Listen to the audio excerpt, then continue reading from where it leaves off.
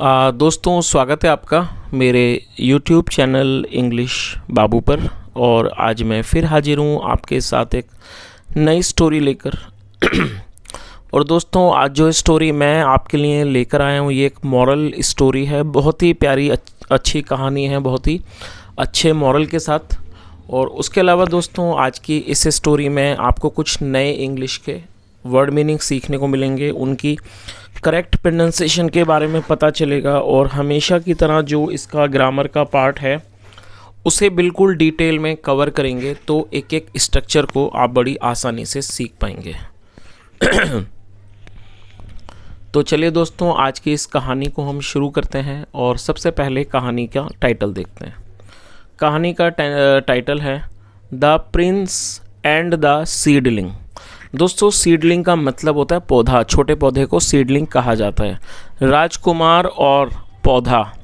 तो दोस्तों ये आज की इस कहानी का टाइटल है, शीर्षक है। और अब मैं इसे पढ़ना शुरू करता हूँ। आप लोगों से रिक्वेस्ट है कि आप कहानी को बिल्कुल ध्यान से सुने। यदि आज की कहानी में आपको कोई भी नया शब्द या फिर नया स्ट्रक्चर मिले तो आप उसको नोट करें, और यदि कहानी अच्छी लगे तो लाइक भी ज़रूर करें। तो चलिए इसको शुरू करते हैं।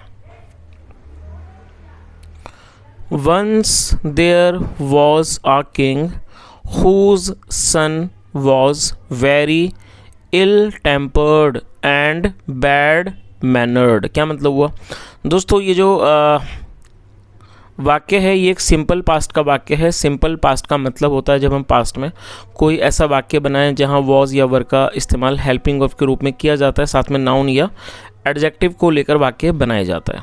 और दोस्तों आप इसे भी नोट कर लीजिए, WHOSE, हुज मतलब होता है जिसका। तो क्या अर्थ हुआ? Once there was a king, एक बार एक राजा था। हुज सन, जिसका बेटा। Was very ill tempered. दोस्तों इल टेम्पर्ड एडजेक्टिव है जिसका मतलब होता है बुरे व्यवहार वाला, खराब व्यवहार वाला। जिसका बेटा इल टेम्पर्ड था मतलब बुरे व्यवहार वाला था। And bad mannered, bad mannered का मतलब होता है कोई अशिष्ट व्यक्ति, ऐसा व्यक्ति जो खराब व्यवहार का हो या फिर जो अशिष्ट हो उसके बैड मैनर्ड कहा जाता है। तो इस तरह से पूरी लाइन का क्या अर्थ निकला? एक बार एक राजा था जिसका बेटा बुरे व्यवहार और बुरे आचरण का था। बैड मैनर्ड मतलब बुरे आचरण का। The king, the courtiers and many other eminent citizens tried to reform the prince and make him understand the bad impression his ill manners and wicked ways would create on the public। दोस्तों काफ़ी बड़ा sentence है, इसे मैं थोड़ा थोड़ा करके translate करूँगा ताकि एक एक शब्द को आप अच्छे से समझ सकें। The king and the courtiers and many other eminent citizens. दोस्तों एमिनेंट का मतलब होता है जाने माने लोग, उन्हें एमिनेंट कहा जाता है। तो क्या अर्थ हुआ कि जो राजा था, दरबारी थे, और जो अन्य जो जाने माने लोग थे, सिटीजन्स थे, नागरिक थे, ट्राइड, उन्होंने कोशिश की, टू रिफॉर्म द प्रिंस। दोस्तों रिफॉर्म का मतलब सुधारना। उन्होंने राजकुमार को सुधारने की कोशिश की। एंड मेक हिम अंडरस्टैंड, और उसको समझाने की, द बैड इंप्रेशन, उस बुरे प्रभाव की, his ill manners and wicked ways would create on the public. Wicked ways का मतलब होता है बुरे काम, मतलब जो उसके ये जो बुरे रास्ते हैं और जो उसके जो उसका जो इल मैनर है, मतलब जो उसका बुरा व्यवहार है, उसका पब्लिक के ऊपर, जनता के ऊपर क्या बुरा प्रभाव पड़ेगा, ये चीज़ समझाने की उन लोगों ने कोशिश की। But the prince paid no heed to their sensible advices. और दोस्तों ये पास्ट इंडेफिनिट का वाक्य है जहाँ पे सेकंड फॉर्म लगाई जाती है। पे मतलब देना, second form paid. But the prince paid no heed, heed मतलब ध्यान, लेकिन राजकुमार ने कोई भी ध्यान नहीं दिया। टू देयर सेंसिबल एडवाइसेस मतलब उनकी इस सूझबूझ भरी सलाहों पर उसने कोई भी ध्यान नहीं दिया। चलिए आगे देखिए।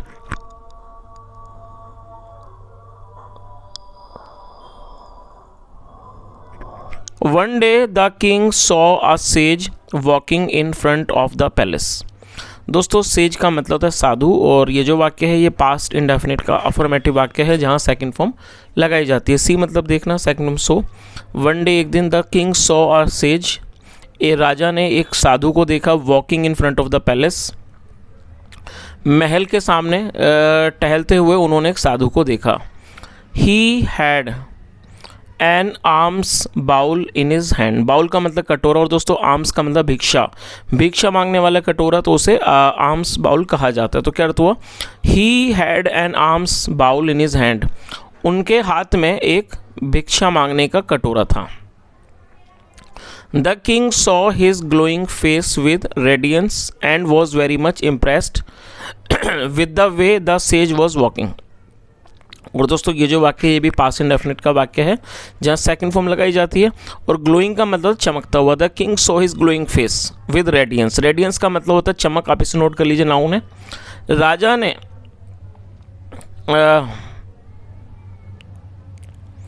राजा ने उनके चेहरे को चमक से मतलब राजा ने चमक से उनके चेहरे को चमकता हुआ देखा। The king saw his glowing face मतलब राजा ने उनका दमकता हुआ चेहरा देखा। विद रेडियंस, चमक से, आभा से उनके चेहरे को दमकता हुआ देखा।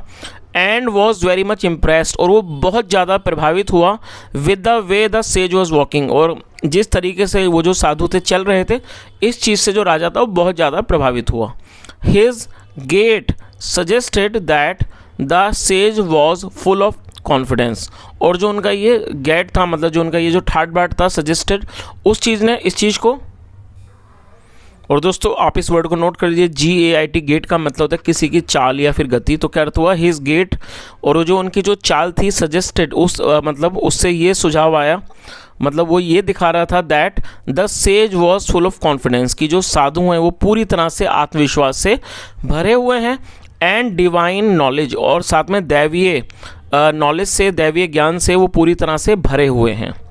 The king asked one of his ministers to invite the sage to his court, और आस्क मतलब होता है किसी व्यक्ति को किसी से कुछ पूछना, उसके अलावा किसी व्यक्ति को कुछ करने के लिए कहने को भी आस्क कहा जाता है। The king asked one of his ministers to invite the sage to his court, क्या अर्थ हुआ कि राजा ने अपने एक मंत्री को, साधु को दरबार में बुलाने को, निमंत्रित करने को कहा। चलिए आगे देखिए। The sage came to the king's court, और दोस्तों किंग के बाद एपिस्ट्रोफी एस है जिसका मतलब होता है काकी के। जब हम किसी नाम या व्यक्ति के साथ कुछ जोड़ते हैं तो एपिस्ट्रोफी एस का यूज वहाँ किया जाता है। तो क्या अर्थ हुआ? The sage came to the king's court, जो साधु थे वो राजा के दरबार में आए। He was received with great honor by the king and his courtiers, और दोस्तों ये पास्ट इंडेफिनिट का पैसिव वॉइस का वाक्य है जहाँ पर वॉज वर्ब के साथ वर्ब की थर्ड फॉर्म का इस्तेमाल किया जाता है। He was received मतलब उनको रिसीव किया गया, उनका स्वागत किया गया। With great honor, बहुत ज़्यादा सम्मान के साथ। By the king and his courtiers, राजा और उनके दरबारियों के द्वारा उनको बहुत ही सम्मान के साथ उनको रिसीव किया गया, उनका स्वागत किया गया। When the king came to know, और दोस्तों come to know को आप नोट कर लीजिए, come to know मतलब पता चलना, और ये सेकंड फॉर्म है और ये पास्ट इंडेफिनिट का अफर्मेटिव वाक्य है। When the king came to know मतलब जब राजा को पता चला that the sage was trying to find out a good dwelling place for himself, और दोस्तों dwelling का मतलब रहने का स्थान। तो क्या अर्थ हुआ कि जब when the king came to know, जब राजा को पता चला that the sage was trying to find, कि जो साधु हैं वो कोशिश कर रहे हैं ढूंढने की, अ गुड ड्वेलिंग प्लेस, एक अच्छा रहने के स्थान की, फॉर हिमसेल्फ, अपने लिए। ही offered him a Hermitage, Hermitage का मतलब होता है कोई आश्रम, तो उसने उनको एक आश्रम जो है वो ऑफर कर दिया, मतलब एक आश्रम दे दिया, इन हिज पैलेस, अपने महल में। The sage accepted the offer of the king, accept मतलब स्वीकार करना, और ये सेकंड फॉर्म में जो साधु थे उन्होंने राजा के इस ऑफर को, इस प्रस्ताव को स्वीकार कर लिया। And started living in the Hermitage, और उन्होंने हर्मिटेज में, हर्मिटेज मतलब आश्रम, और उन्होंने आश्रम में रहना शुरू कर दिया। चलिए आगे देखिए। One day the king said to the sage, और ये भी पास्ट का वाक्य है जहाँ पे सेकंड फॉर्म लगाई जाती है, से मतलब कहना, second said.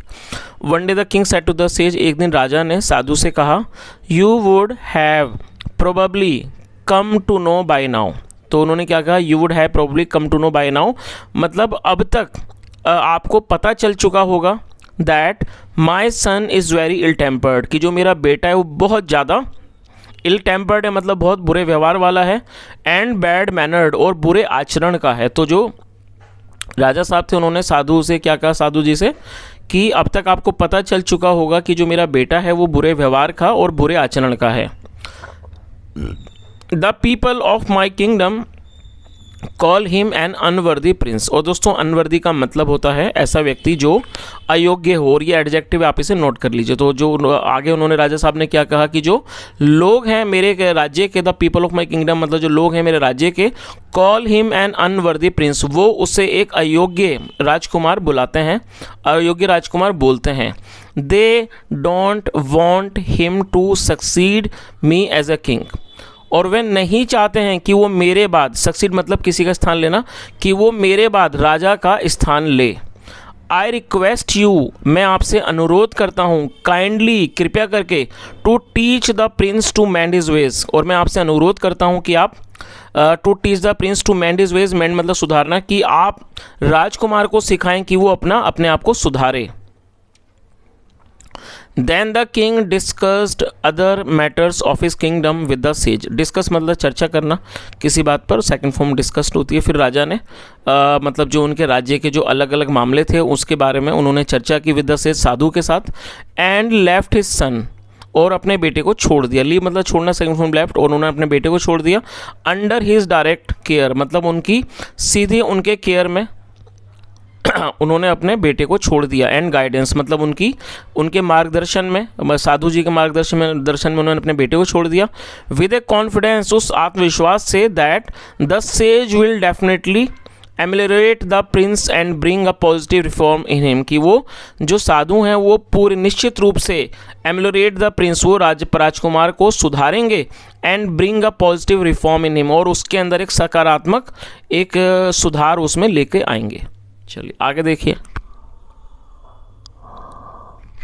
The next day, अगले दिन, the sage took the prince for a walk. Take मतलब ले जाना, सेकंड फॉर्म टुक, और ये सेकंड फॉर्म में पास्ट इंडेफिनिट का ही वाक्य है। द नेक्स्ट डे, अगले दिन, the sage took the prince for a walk, जो साधु थे वो राजकुमार को एक वॉक के लिए, टहलने के लिए ले गए। थ्रू द गार्डन, बगीचे में, ऑफ द पैलेस मतलब कि पैलेस के बगीचे में, महल के बगीचे में उसे टहलने के लिए ले गए। Pointing to a tiny plant, point मतलब इशारा करना, टाइनी मतलब छोटा, एक छोटे से पौधे की तरफ इशारा करते हुए, the sage said to the prince, साधु ने राजकुमार से कहा, eat a leaf of this plant. और दोस्तों लीफ मतलब पत्ता, तो उन्होंने क्या कहा कि eat a leaf of this plant, इस प्लांट का, इस पौधे का एक पत्ता खाओ। And tell me how it taste, और मुझे बताओ इसका स्वाद कैसा है।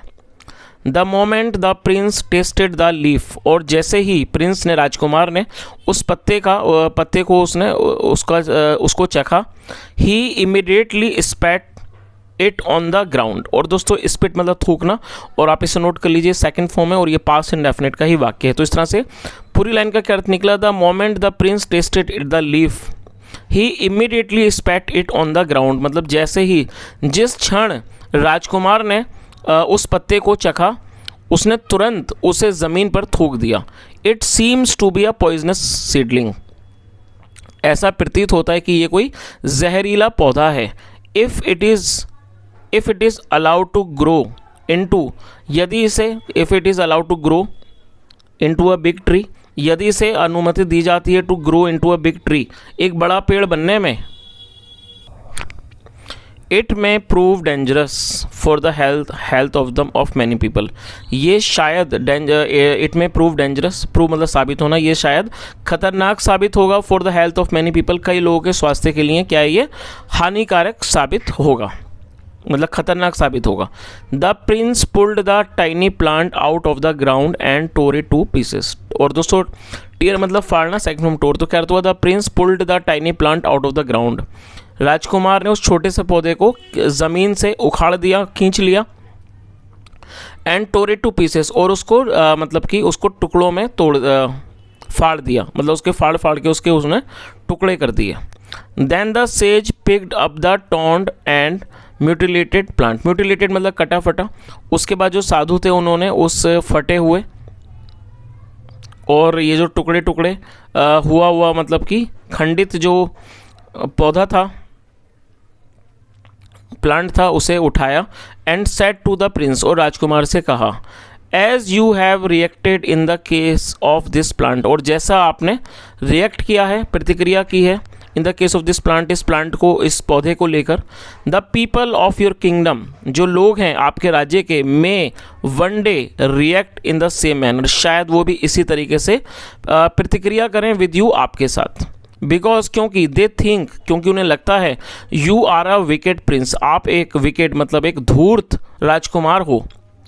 दे मे नॉट अलाउ यू, शायद वो आपको अनुमति ना दें, टू रूल द किंगडम, राज्य पर शासन करने की, and may send you to exile, और शायद वो आपको एग्जाइल में, मतलब कि एग्जाइल का मतलब होता है निर्वासन या फिर देश निकाला देना, और वो शायद वो आपको निर्वासन में भेज दें।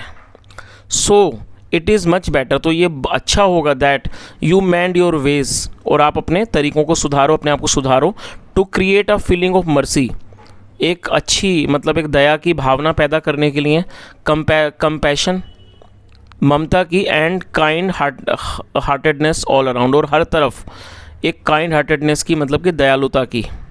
The Prince understood the message of the sage, और जो राजकुमार था वो साधु की जो ये जो मैसेज था, उनका जो संदेश था, उसे वो समझ गया। फ्रॉम दैट डे ऑनवर्ड्स, और उस दिन से लेकर, he tried to grow humble, उसने कोशिश की टू ग्रो हम्बल, विनीत होने की मतलब विनम्र बनने की, एंड काइंड हार्टेड, और दयालु बनने की, फुल ऑफ मर्सी, पूरी तरह दया से भरा हुआ, एंड लव, और प्यार से। आगे देखिए,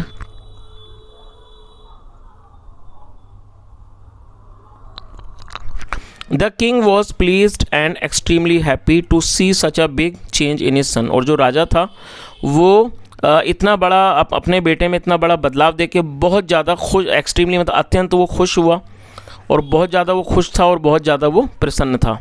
ही थैंक्ड द सेज, उसने मतलब कि साधु को धन्यवाद किया, एंड एक्सप्रेस्ड हिज ग्रेटफुलनेस, और उसने अपनी जो उसका जो आभार था वो उसने व्यक्त किया, फॉर हिज काइंडनेस, उनकी दयालुता के लिए। चलिए दोस्तों, अब इस कहानी का जो मॉरल है वो भी देख लीजिए।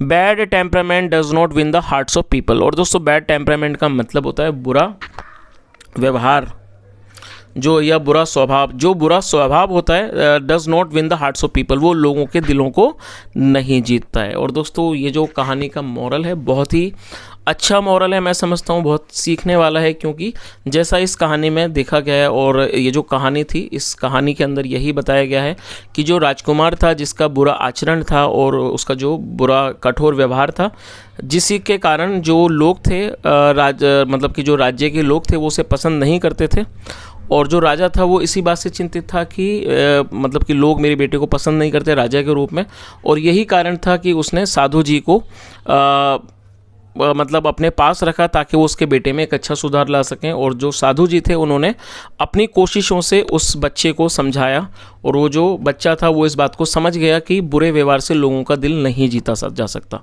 तो दोस्तों ये जो कहानी है, ये इस कहानी का जो मॉरल है हम सबके लिए बहुत अच्छा है कि हमें अपना जो व्यवहार है वो लोगों के प्रति अच्छा होना चाहिए, हमारे मन में लोगों के प्रति दया होना चाहिए, दया भाव होना चाहिए। और यदि हमारा बुरा आचरण होगा या बुरा व्यवहार होगा तो उससे हम कभी भी दूसरे लोगों के दिल में जगह नहीं बना पाएंगे, लोग हमारी रिस्पेक्ट भी नहीं करेंगे। तो ज़रूरी ये है कि हम अपने व्यवहार को अच्छा करें और सभी लोगों से बड़े ही विनम्रतापूर्वक बात करने की कोशिश करें, और हमारा जो व्यवहार है अगर यदि अच्छा होगा तो दूसरे लोगों का हम दिल जीत पाएंगे। तो दोस्तों ये आज की छोटी सी कहानी थी बहुत ही बड़े मॉरल के साथ। और यदि आपको आज की कहानी अच्छी लगी हो, मेरा पढ़ाने का प्रयास भी अच्छा लगा हो, तो आपसे रिक्वेस्ट है आप इस वीडियो को ज़रूर लाइक करें, शेयर करें, चैनल को भी सब्सक्राइब करें। यदि कहानी के बारे में आपको कुछ कहना हो तो कमेंट में बताएं। यहाँ तक सुनने के लिए thank you so much. Have a nice day and bye.